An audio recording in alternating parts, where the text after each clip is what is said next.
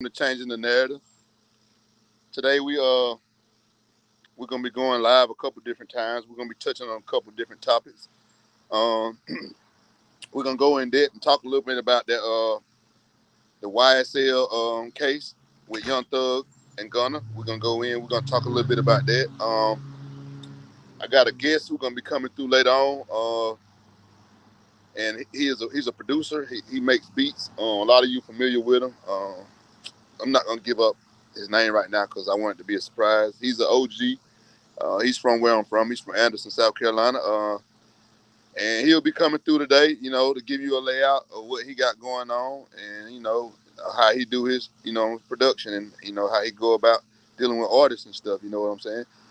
Um, Also, today, it's Saturday. It's pretty. We're going to be having a sale down at the store. You know what I mean? The barbershop open. Tattoo parlor open. The piercing parlor is open. And the hair, nail, and wig, and the beauty salon, the one that's in the shopping center with us, is also open. So y'all come down here. I got a clothing store. If I don't have anything you need, you can go next door to the beauty salon. They got items in there that you might need. I mean, if anything you need, just about you can come in this shopping center and get. Because it's like 5 or 6 different businesses down here. Anyway, but like I was saying, we're gonna be touching on a couple different topics today. Uh, we're gonna be talking about that Young Thug and Gunna RICO indictment, and basically a lot of people don't know a RICO indictment is when they take one person out of your whole game, and most times it be the person that called the shots, or the person that run the game, or the person that everybody has a report to. One of the top lead, the top leader of the game.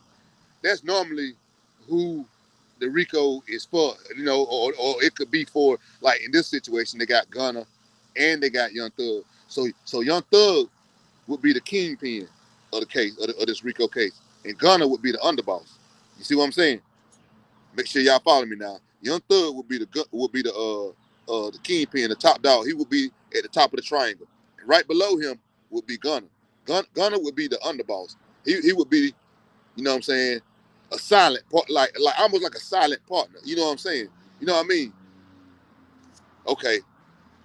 Now with a RICO, what they do is that top head up there, they'll take that top head, the kingpin, whoever at the top of that pyramid, they're gonna take him and they're gonna make him responsible for everything that anyone that's saying they YSL, or saying that they gain. You know what I mean? If you are a YSL gang member, or if they think that you're a YSL gang member and you're committing crimes, or you doing things that you ain't got no business, and it's coming back to YSL, they're gonna make that top head responsible. That's what a RICO does. So if he got 200 soldiers all throughout Fulton County, those soldiers may have 10, 15, 20 soldiers under them.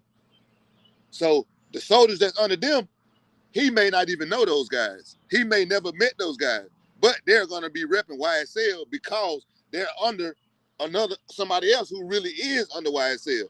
So if those guys that's under, listen to what I'm saying, those guys that's under, not even talking about the guys that are really down with the record label YSL. I'm talking about the guys that are hanging with the guys that are down with it, that are committing crimes. He's going to be responsible for their crimes also, not just the crimes that the guys that are directly tied to him are committing. Anybody that's hollering YSL and catching drug charges, gun charges, shooting, committing crime, armed robberies, all these things, she gonna stick it to him, because this is her thing. This prosecutor, she's the type of person that, well, I think somebody pulling the strings. I think that they probably wanted a white person to do this, but thought it would look better if a black person did it. So they sent her out there to go after them. Now, let me tell you something now. A RICO case is one of the worst cases you can have. Like I rather it's worse than having a murder charge. You know what I'm saying? A RICO case is bad. But they know that he got a lot of resources. What I mean by that, he got a lot of money. So at the end of the day, this is what I feel like they trying to do. I think they trying to break the man. I think they trying to get the man to spend all his money and his resources fighting this state case. Because right now, it's a Georgia, it's a state case. It's a Georgia state case. And they want him to spend all this money on all these lawyers, these big lawyers, you know what I'm saying, fighting this case, only to find out that the feds gonna come in, whew, they're gonna swoop through and pick the case back up. And what they're gonna do when they come in, they're gonna say, start back over. He got to start all the way back over. Because the lawyer's gonna have to go in all over again. On the federal level, though, they got to start all over. They got to start all over. It costs money to start over. So what they want him to do is use all his resources, use all his money to where they got him in the corner, and they got him pinned in the corner. Because at the end of the day, they want these guys to destroy each other. They want these guys to sit back there. That's why they're trying to deny their bonds. They want them to sit back there thinking about this, to the point to where they're willing to do things, willing to tell on this person. You know what I'm saying? They trying to break them. It's old military tactics, and it's shit that the police ain't got no business fucking doing. Like, because at the end of the day, these guys, like, I seen these guys do more good than bad than like I ain't seen them do nothing bad. Cause I'm looking from the outside looking in. So I ain't seen them do nothing bad. I done seen them. Y'all done seen them. The police, the DA, she done seen them do a lot of positive shit.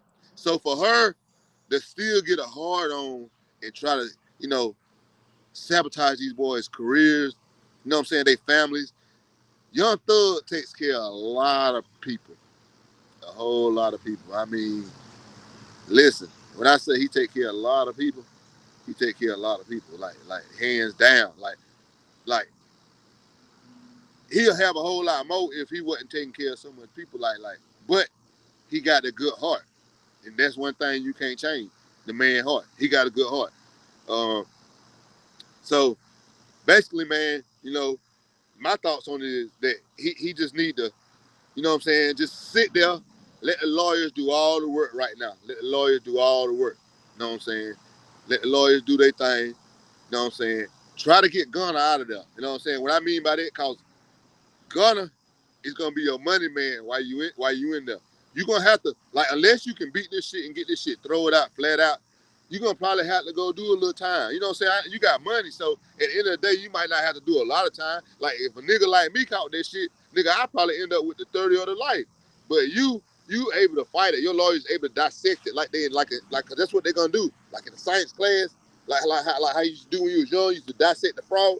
They're gonna dissect this case. They're gonna dissect it. They're gonna break it down. The lawyer's gonna break it down. They're gonna pull up cases from other cases. They're gonna pull up they're gonna break it down to where everything makes sense and everything that don't make sense gonna have to be swept out. You know what I'm saying? And that's where they're gonna kill the DA at. They're gonna find a lot of shit in there that don't make sense, and they're gonna be finding emotions, and it's gonna be getting swept out all the way down till they're gonna be begging them to take a plea. You know what I mean? Oh, listen, just go ahead and take these 7, 8 years and blah blah blah, plead to this and blah blah blah. See, that's what they want. They want a guilty plea. You know what I mean? They know they hit them with all these charges because they know at the end of the day when the lawyer comes through, man, I don't care who you is. You can have 100 charges. You get you a lawyer, them charges, you're gonna go to court. When you go to court, you ain't gonna have nothing about 5, 10 charges out of 100. Guaranteed, guaranteed. I've been going back and forth prison all my life. It took me a long time to get it right.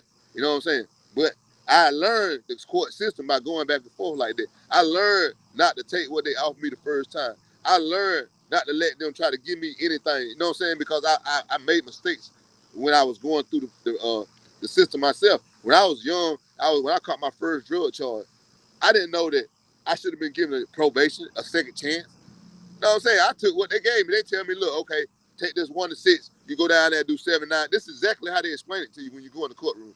Take this 1 to 6 youth offender wild way, and you're gonna go down there. You're gonna do 7 months, 6, 7 months, and no, they give it to you a little sweeter.